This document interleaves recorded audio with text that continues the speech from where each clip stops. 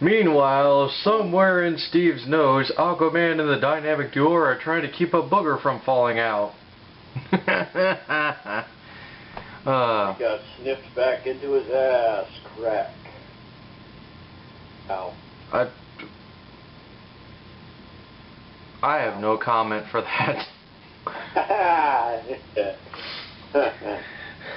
You know what? One thing does actually come to my mind, though, Monster, is you know, even though, you know, we choose to be vulgar, I often question, does anybody really watch our videos because of how vulgar we sometimes are? I actually started questioning that after last night. Yeah. Well, people. Well, I never really became vulgar after my plastic surgery rant. So I mean. Well, yeah. Well. Plastic surgery rant. I was never vulgar, is what I meant to say. Well, I mean, I think to each his own. I mean, I try not to be vulgar and swear a lot, but it's just whenever I do these two nerds one comics things, I think what happens is that you and I we carry on a conversation like we normally do off camera, and then from there, you know, it kind of snowballs. We're not apologizing for who we are, though. Don't get us wrong. You know, fuck you if you think that that's actually, you know, what we're doing right now. We're just explaining to you that we tend to be a little bit vulgar and you know, how we interact with one another. But that's not. But it's been a pretty shitty weekend for the both of us. Yeah. Honestly. Yeah, you know, a lot of stuff going on. But anyway, we are actually going to talk about a discussion that we did in the Q&A videos, which was, you know, why do we want to see our favorite superheroes or heroes that we think would be cool put into animated movies or live action movies? Now, this is always a subject of discussion, not just for comic book fans, but for non-comic book fans. Now, everybody always says, you know, well, what's the difference, Steve? You know, why do you and Monster, you know, want to talk about this? Well, it's simply because there are good movies, like the Chris Reeves Superman film, the Michael Keaton Tim Burton films, Batman Begins, Iron Man.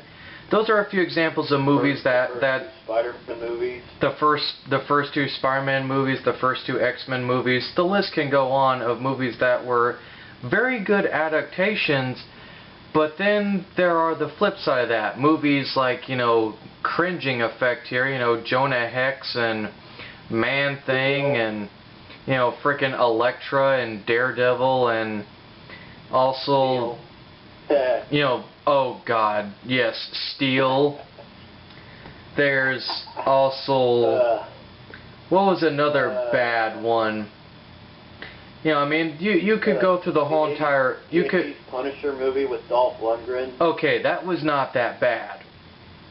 I didn't really like it. He didn't have the skull on his chest, but you could tell that that was the Punisher.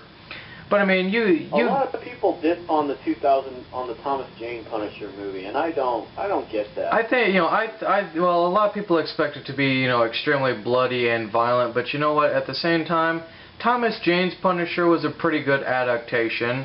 I think Thomas Jane was the best actor to ever play the Punisher, personally. You know, I mean, I didn't think Ray Stevenson looked a lot closer to the comic book version of Frank Castle.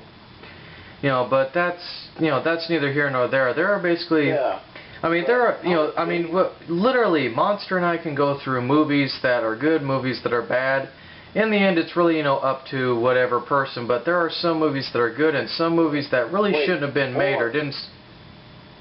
You ever see those Punisher fan movies that one guy, Blinky Productions, does? Yeah. I think that the guy who plays the Punisher in those videos, I think he's the best actor.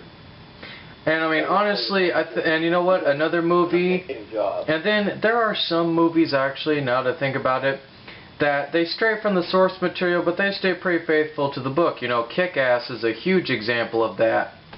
Or, you know, you got movies that are almost exactly like the book, like Watchmen, and those are the good movies. Kick-Ass didn't stray too far from the source material. It still kept the basic plot of, yeah. like, Now, Wanted, on the other hand, completely strayed away from the source material, and it was just made into, you know, a really cheesy summer action flick. And those are the bad ways to translate, you know, comic books to the big screen. But at the same... I mean, Wanted was just cliched as hell. It was so unoriginal, it was so cliched, it was so uninspired, and the book was the exact opposite of that. You know, but at the same time, I kind of understand. You kind of have to understand why they did it, because if you actually read the Wanted book, for those of you who don't and have just seen the movie, let me tell you, I've read the book firsthand. Yeah, there's no way they could do a movie version of the actual comic, because that is like dark. Too dark and exactly, it is like the darkest of the dark among like mature comic books. And Wesley is not a good guy. He is actually a villain. Yeah, that's the whole premise of Wanted.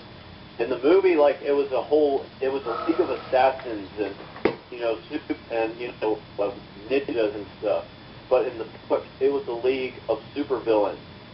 These were the exact opposite of the heroes. These were guys who were not good people.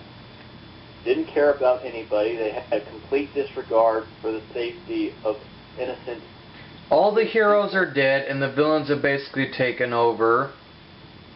You know, and there's no hope left in the world.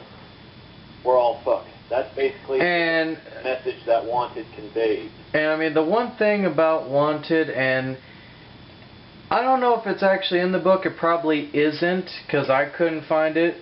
Maybe it's just an edited panel that Mark Miller had basically taken out because he thought it was too graphic, but I remember you telling me, Monster, there was a scene where Wesley is actually supposedly, quote-unquote, raping this Vietnamese girl and then just blows her head off with a shotgun. I remember seeing that panel too, but in the book I have, it's not in there, and I think maybe Mark Miller just took it out because it was simply just too... graphic. It was simply too shocking and graphic, yeah, pretty much. Like, even Mark Miller looked at that and he just went, no. And Mark Miller is a guy who basically just wants to make a quick buck by having his comics being made into movies. And he is a perfect example of how a comic book writer or artist should not be involved in the film industry. Now, a guy like Frank Miller, who a lot of people give him shit for how he did The Spirit, but I actually think that The Spirit was pretty good. You know, it was, you know, when you look at The Spirit or you look at, you know, a movie or a book like Sin City, they were basically based on, you know, Frank Miller's love of the, you know, like old style noir 30s detective stories. And I like that. I liked that about Sin City. I liked the way that he did it for The Spirit. I think that it fits, you know, very greatly, and that people don't really kind of appreciate, you know, that old school mentality that those films portrayed. Yeah.